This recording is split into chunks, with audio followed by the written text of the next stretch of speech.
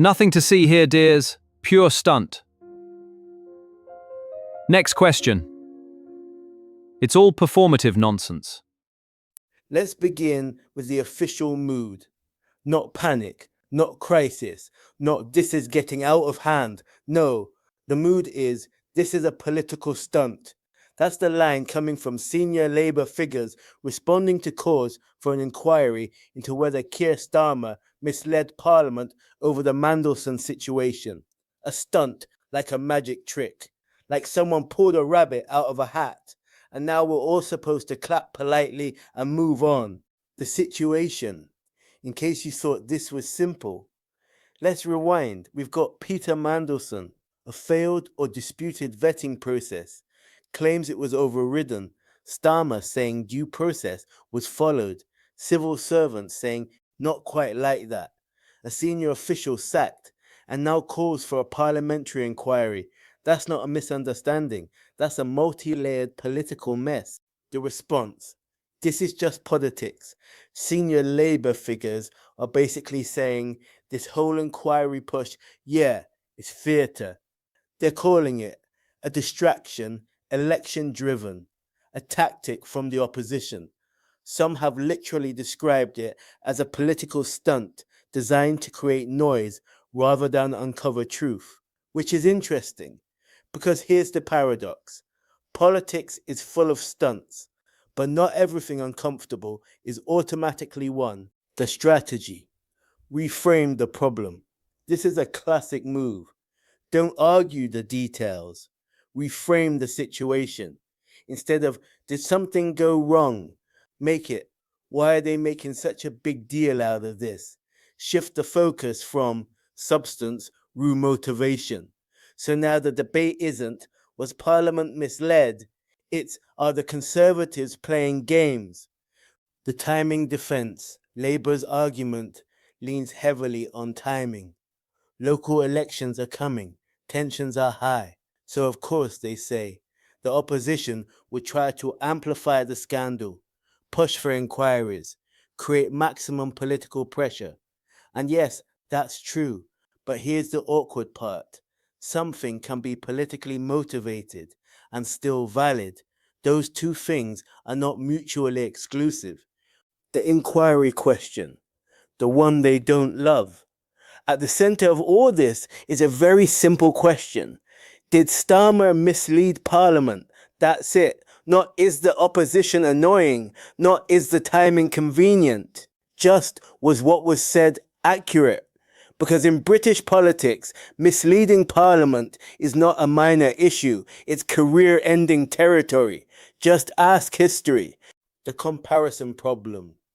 Labour figures are also pushing back against comparisons to past scandals. They're basically saying this is not the same, and they might be right. But here's the danger of that argument. The moment you start saying this isn't like those other cases, people immediately start asking, okay, so what is it like? The control narrative, holding it together. What Labour is trying to do here is maintain control, because the second an inquiry becomes inevitable, the narrative shifts from we're handling this to we're being investigated. And that's a very different place to be. One feels active, the other feels reactive. The internal balance inside Labour, this is a balancing act, because publicly the line is back the PM, but privately there's tension. Because even if MPs don't want an inquiry politically, they also don't want unanswered questions hanging over them. That's the tightrope. The public view where this really plays out. Now zoom out. From the public perspective, this looks like serious claims, conflicting accounts, cause for investigation, and the government saying nothing to see here.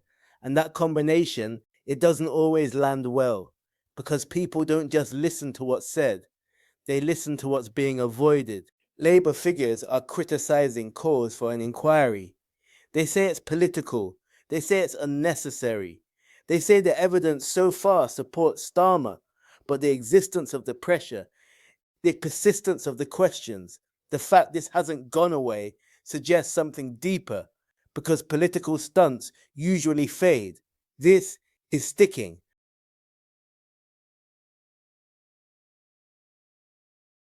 There's a very specific moment in politics where everything becomes language, not answers, not clarity, language, carefully chosen, carefully framed, carefully deployed. Political stunt, 2 words, simple, dismissive, efficient, but also revealing. Because when something gets labeled a stunt, it's not just being criticized, it's being downgraded, reduced, minimized, turned from a question into an annoyance. And that works, sometimes. If the issue is weak, if the evidence is thin, if the story has no weight. But when the questions keep coming, when the contradictions don't quite settle, when the timeline still feels incomplete, calling it a stunt doesn't resolve it. It just reframes it temporarily. Because here's the thing about political stunts. They rely on attention. They flare up, they make noise, then they disappear.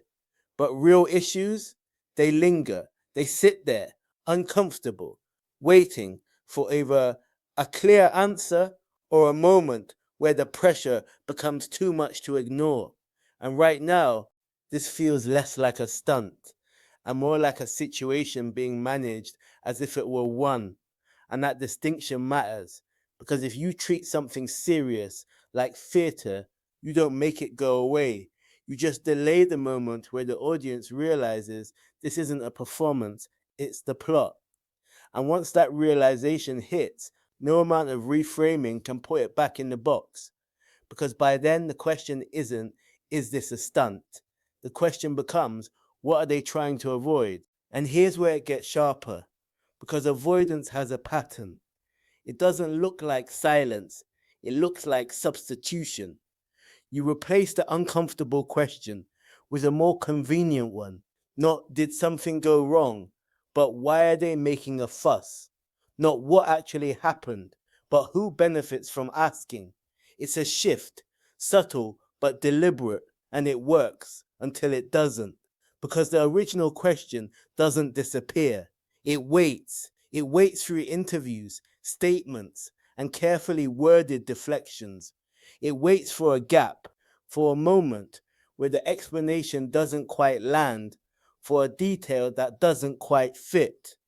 And when that gap appears, the question comes back, stronger, more focused, less patient. That's the risk of leaning too hard on language, because language can soften edges, but it can't remove them. It can delay pressure, but it can't dissolve it. So every time the situation is framed as a stunt, it buys time, but it also builds expectation. Expectation that eventually there will be something more, something clearer, something that actually answers the thing people are circling. And if that moment doesn't come, the narrative doesn't stabilize. It stretches, it thins until it can't hold the weight anymore. And when it finally snaps, it doesn't just break the framing, it breaks the trust that the framing was protecting in the first place.